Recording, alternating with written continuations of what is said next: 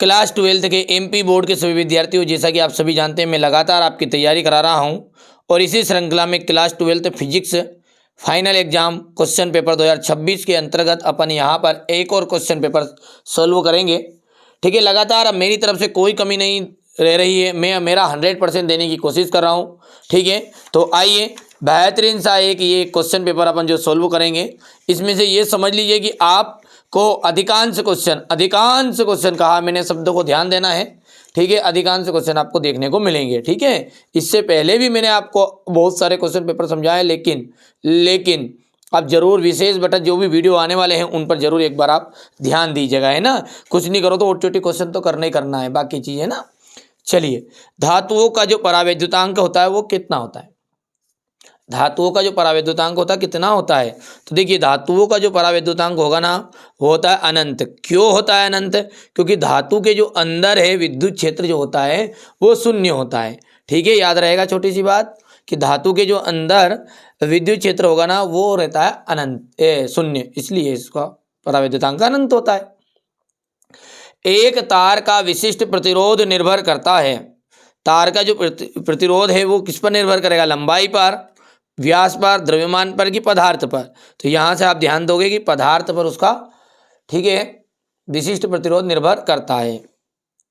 रीडरबर्ग नियतांक का जो मान होता है वो कितना होता है? ठीक है, तो भैया रीडरबर्ग जो है उस नियतांक जो है इसका मान जो है लगभग आपका रहता है 1.097 इंटू 10⁻7 m की पावर आएगी -1। संयुक्त सूक्ष्मदर्शी में नेत्रिका की फोकस दूरी अभिदर्शक की दूरी की कितनी होती है? ठीक है, तो उससे अधिक होती है। अभिदर्शक की फोकस दूरी से अधिक होगी, कम होगी, कैसी होगी? तो नेत्रिका लेंस की जो फोकस दूरी होगी ना वो अधिक होगी। किससे? अभिदर्शक से। तो यहाँ पर आ ऑप्शन राइट रहेगा। ठीक है भैया, इसके बाद में अपन आगे बढ़ते हैं। तो प्रकाश के व्यतिकरण में जो ऊर्जा है वो किस तरह होती है? तो वितरित हो जाती है।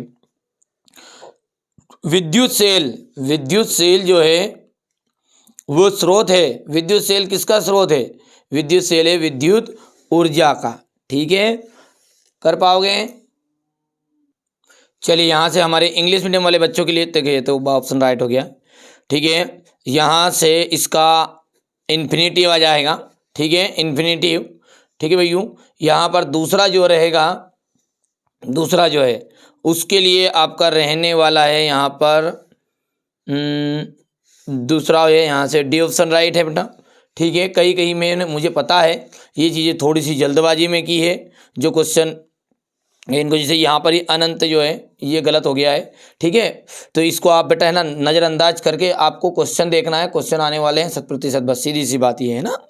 चलिए, यहाँ से आपका जाएगा इज ग्रेटर देन, और इसका हो जाएगा 5th के अंतर्गत आपका हो जाएगा बी ऑप्शन राइट हो जाएगा। ठीक है, यदि हम बात करें यहाँ से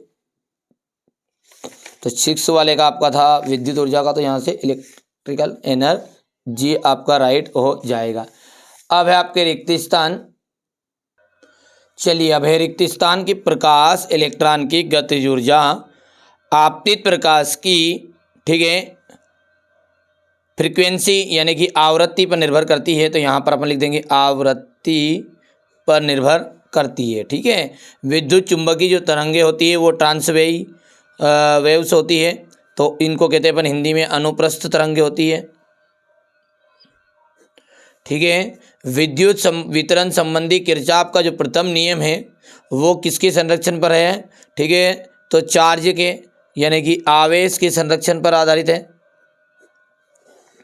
कला संबद्ध स्रोतों के प्रकाश तरंगों के मध्य कलांतर समय, ठीक है, के साथ नियत रहता है यानी कांस्टेंट होता है, नियत। ठीक है, अगला जो है रीडरबर्ग के जो में आर का जो मान है वो होता है 1.097 इंटू 10⁻7 मीटर इनवर्स, और एक EVE बराबर ही होता है 1.6 इंटू 10⁻⁻19 जूल। हो गया। अब यहाँ पर अपन बात करें फिलिंग द ब्लैंक्स की, तो इंग्लिश मीडियम वाले बच्चों का भर देता हूँ बट थोड़ा समय बचाने के लिए। चलिए मैंने भर दिया यहाँ पर। अब देखते हैं अपना अगला जो है सही जोड़ी, अवरक्त विकिरण। देखो अवरक्त विकिरण का जाएगा अंधेरे में फोटोग्राफी। पराबैंगनी किरण का आपको लिखना है JW रीटर। ठीक है, विशिष्ट प्रतिरोध रो, विशिष्ट प्रतिरोध बराबरी हो जाएगा आपका यहाँ से ये तीसरा। बायोसेवर्ट का नियम जो है, बायोसेवर्ट का नियम जाएगा DB इज इक्वल टू हो जाएगा μ0/4 into IDL sine theta upon R²। ठीक है, RC परिपथ की प्रतिबाधा, तो यहाँ से ये 4th नंबर जाएगा। और धराती प्रतिघात का ये फॉर्मूला यहाँ पर। ठीक है, कौन सा 5वां है क्या है, गलती से कहाँ लिख दिया डबल डबल। देखो बायोसेवर्ट का नियम जो है वो हो गया था ये 4th वाला, और ये आपका हो गया 5वां, और ये अंतिम हो गया 6ठा। ठीक है भैया, यानी कि 265 और 134। पहले वाले का आपको देखो यहाँ पर मैं भर के बता देता हूँ आपको, कोई दिक्कत नहीं उससे। ठीक है, ये आपका पहले वाला हो गया है। दूसरा जो है वो आपका यहाँ से तीसरे के अंतर्गत ये था आपका 4th वाला, आपका फॉर्मूला था DB वाला। 5th के अंतर्गत आपका रहने वाला ये, और 6th के लिए ये हो गया।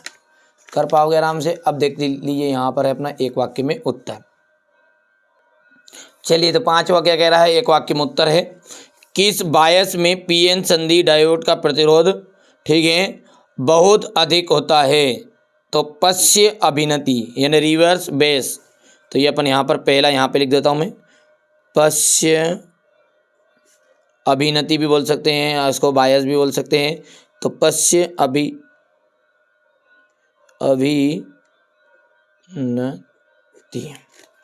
देखिए बेटा, जिन बच्चों ने अभी तक मॉडल पेपर नहीं लिए हैं, एप्लीकेशन से ले सकते हैं, सॉल्यूशन ले सकते हैं। अच्छा, स्पेशल PDF तो लेनी है।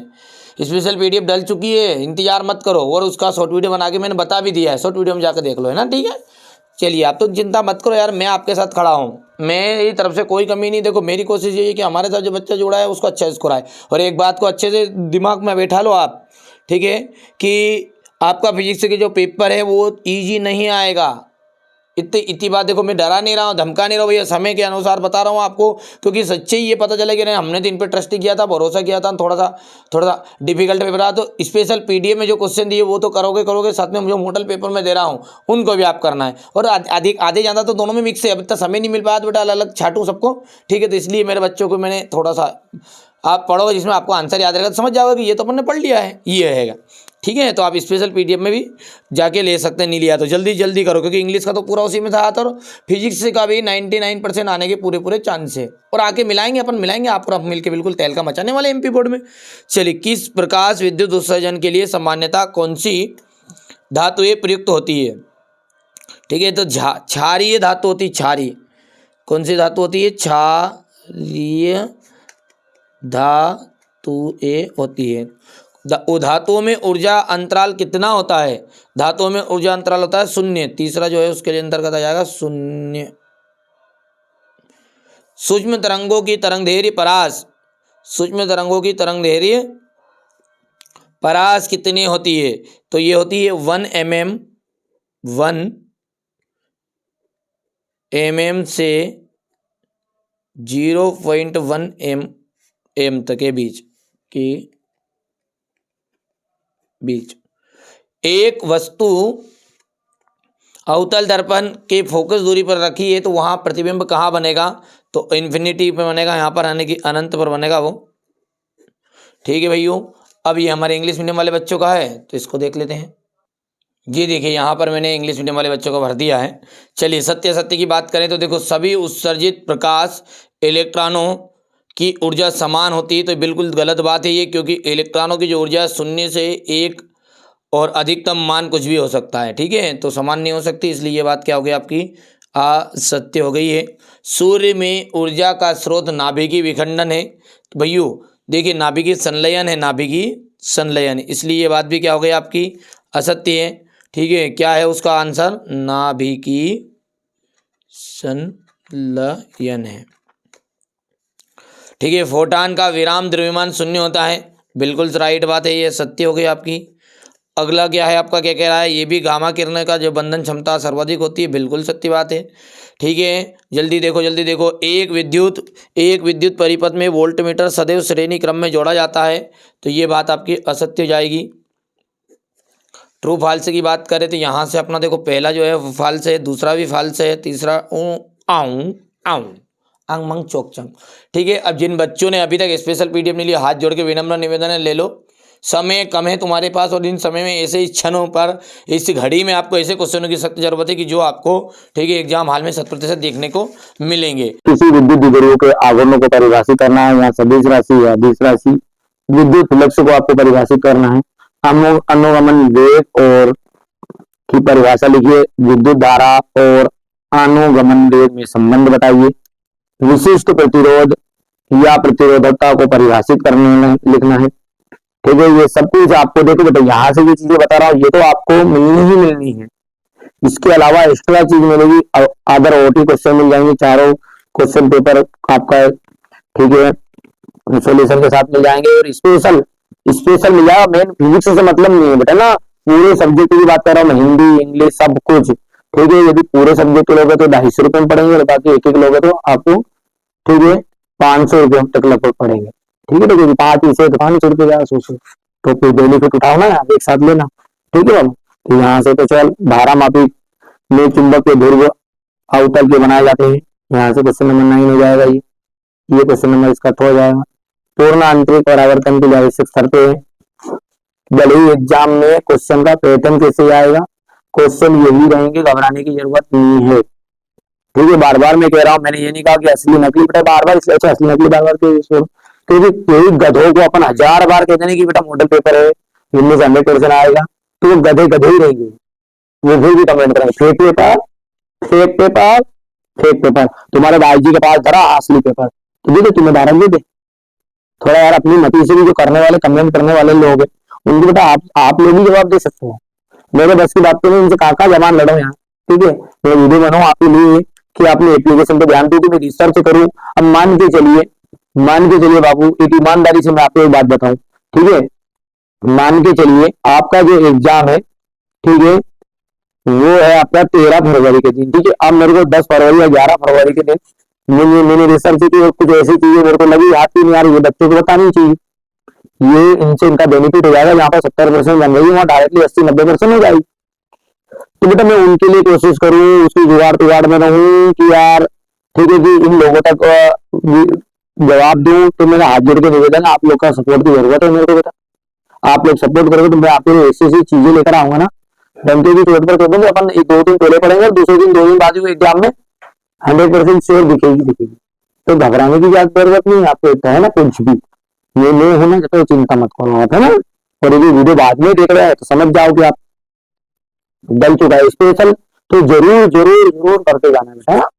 चलिए, तो वो डल जाएगा ऑटोमेटिकली, जो बच्चे कोर्स खरीद के रखेगा उसके लिए। द्रवित रंगों की कोई दो विशेषताएं बताइए, हो गया। फिर इसके बाद में यहाँ से अपन बात करें, तो ये क्वेश्चन नंबर 12 आपका। देखिए, पढ़ो लेना आप बेटा, समझ के पर बात करूंगा कुछ, ठीक है, कर लेगा आराम से।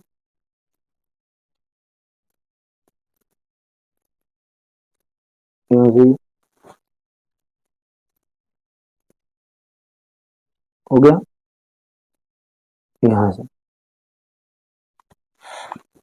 क्वेश्चन नंबर 16, ये 17, 18, 18 के बाद में ये 19, और ये रहा आपका क्वेश्चन नंबर 20।